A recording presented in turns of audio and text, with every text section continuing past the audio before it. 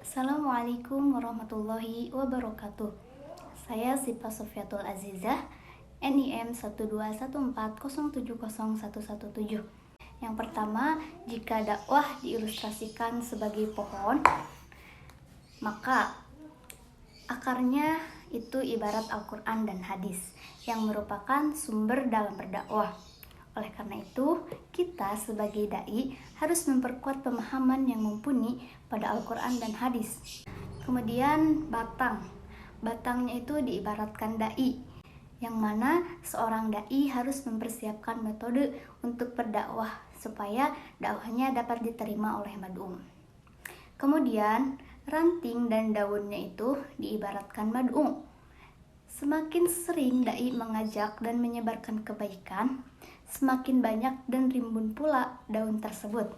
Hal ini dapat terjadi jika metode dan dasar dakwah seorang dai itu diterima oleh mad'um.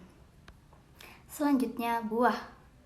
Samroh atau buah diibaratkan hasil dari dakwah seorang dai, yakni jika mad'u dapat mengimplementasikan dalam kehidupan sehari-hari apa yang disampaikan oleh dai, yang berarti berhasilnya dakwah dai tersebut. Jadi, dakwah ibarat pohon itu saling berkaitan satu dengan yang lainnya, antara akar, batang, daun, dan ranting, supaya dapat menghasilkan buah. Yang kedua, sumber pesan dakwah adalah semua pernyataan yang bersumber dari Al-Quran dan hadis, baik secara tertulis maupun dalam bentuk lainnya.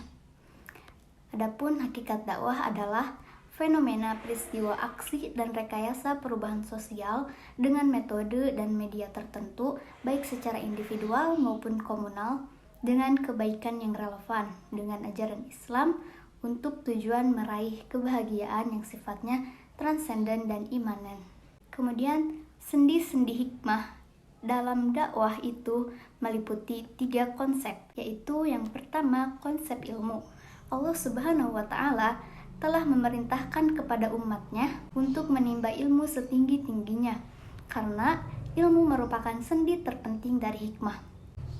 Dan bagi seorang dai, ilmu sangatlah penting, karena ketika ia berdakwah, ia menyampaikan sebuah ilmu yang bermanfaat, maka dari itu dai diharuskan mempunyai ilmu yang mumpuni agar terhindar dari sebuah salah faham, baik dari kata ataupun perbuatan.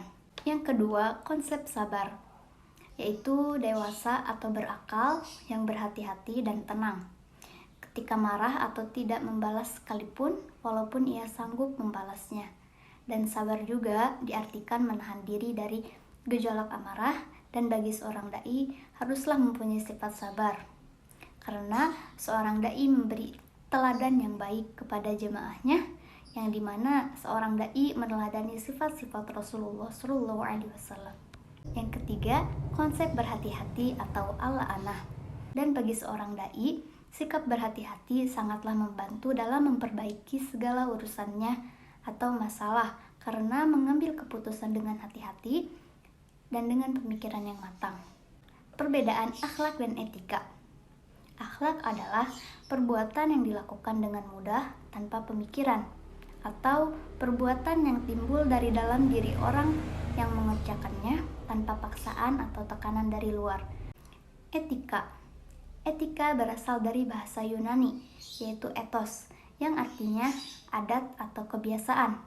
Etika merupakan istilah lain dari akhlak, tetapi memiliki perbedaan yang substansial, yaitu konsep akhlak berasal dari pandangan agama terhadap tingkah laku manusia, sedangkan etika berasal dari pandangan tentang tingkah laku manusia dalam perspektif filsafat. Selanjutnya, resume materi. Seperti yang dikatakan oleh Dr. Asep kemarin, filsafat dakwah adalah pisau analisis terkait dengan dakwah. Filsafat berasal dari filosofia, yang berarti cinta kebijaksanaan atau hikmah. Adapun hikmah adalah orang yang berilmu dan bijak. Kemudian dakwah, seperti yang kita ketahui, secara etimologi dakwah berasal dari bahasa Arab, yaitu dari kata da'a yad'u da'watan, yang artinya menyeru, memanggil, mengajak. Tujuan dari dakwah adalah kebahagiaan. Yang selanjutnya, objek filsafat dakwah yaitu material dan formal. Yang pertama, objek filsafat dakwah formal. Di antaranya ontologi atau hakikat, epistemologi, dan aksiologi, nilai atau norma. Kemudian objek material, di antaranya manusia sebagai misterius problem. Kemudian ada pesan, yaitu di dalamnya esensi ajaran Islam, akidah, akhlak, dan tauhid. Kemudian lingkungan. Lingkungan ini sangat berperan dalam keberhasilan dakwah. Selanjutnya Tuhan. Tuhan di sini itu menghendaki kepada siapa akan memberi hidayah itu. Mengutip kata-kata dari Dr. Asep Sodikin, kita tidak usah ragu dalam mengeksploitasi pikiran kita selagi dalam ranah akademik. Mungkin cukup sekian yang dapat saya sampaikan. Mohon maaf apabila ada kesalahan, karena kesalahan itu murni dari saya dan kebenaran hanya milik Allah. Akhir kata, Assalamualaikum warahmatullahi wabarakatuh.